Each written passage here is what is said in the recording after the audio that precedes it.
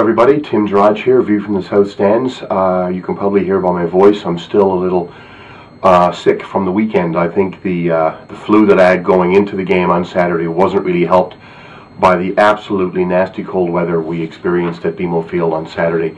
That cold, those cold steel bleachers that we have, the cold just kind of seeps up from the floor right into your body, and I've been sick as a dog ever since, so I do apologize for the lateness of this video blog.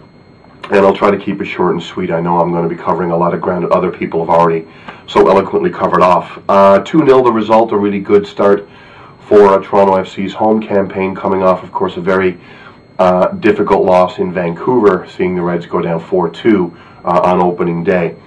A few sort of random thoughts about what we saw on Saturday past, and perhaps some context to put the game into. The attendance was surprisingly good. I know I wrote a piece last week about some rumors out there that there were significantly large numbers of tickets still available coming up to close to game day anyways.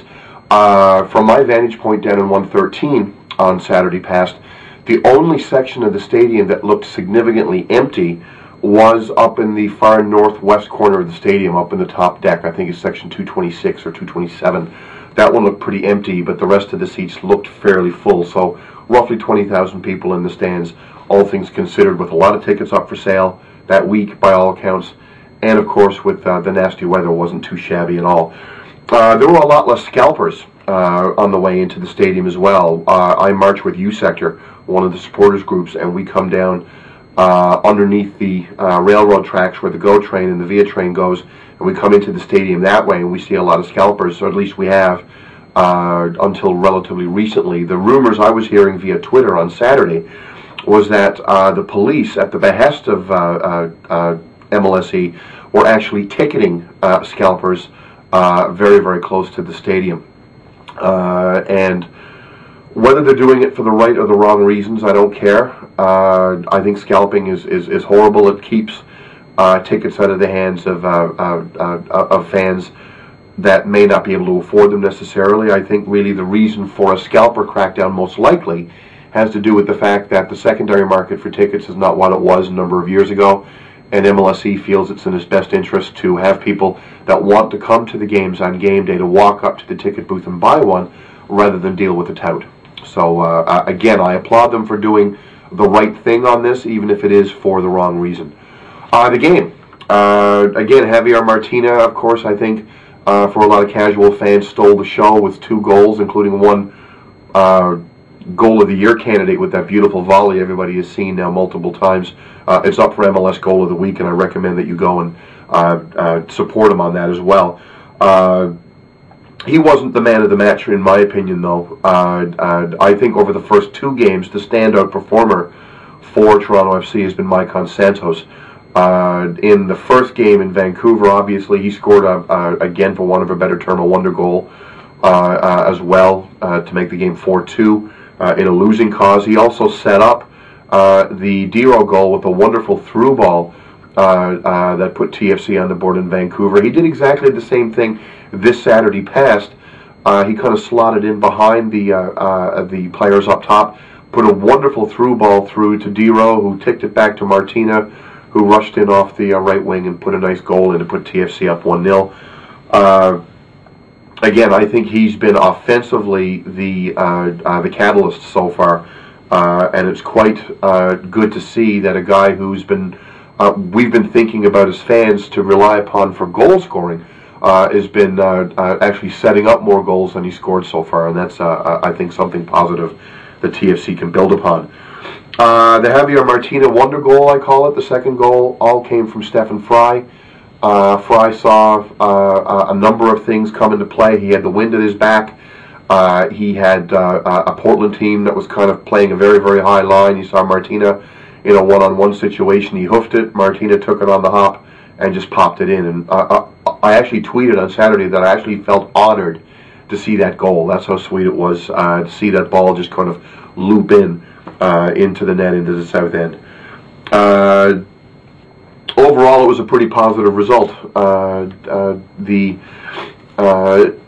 The Timbers, the Portland Timbers, did have some decent possession, specifically in the first maybe 25 to 30 minutes of the game. They had some periods where they were actually holding the ball up pretty well. They don't really have much creativity in their midfield, so they weren't able to get the ball up to noted TFC killer Kenny Cooper. I'm going to give the referee the benefit of the doubt on the Jurasowski red card. Obviously what happened there is Jurasowski, who had a decent game at fullback for TFC Saturday past, had an early yellow card, picked up a bit of a knock, and was in the process late in the game of coming off the pitch when referee Silvio Petrescu basically said that he was taking too long a time to do so. Gave him a second red card, and the TFC substitution that was supposed to take place didn't, and for the last 10 minutes of the game, TFC had to play with a man down. It seemed a little harsh at the time and a little silly, but I'm going to give the referee the benefit of the doubt. We don't know what was said to Jurasowski. We don't know if the ref said, come on delay, pick it up, get your butt off the field, and let's get this game moving, or not. So, at the end of the day, it didn't really make much of a difference. It only means, of course, that TFC is going to be down a man who had a decent game on Saturday versus Chivas. Now, Chivas is the team that TFC is facing on Saturday. Alan Gordon playing his old team, Nick Labroca making his return to BMO Field in 2011 in the colors of Chivas USA. Again, not a very good team. They were a really poor team last year, and they've had a really poor start so far in 2011 as well.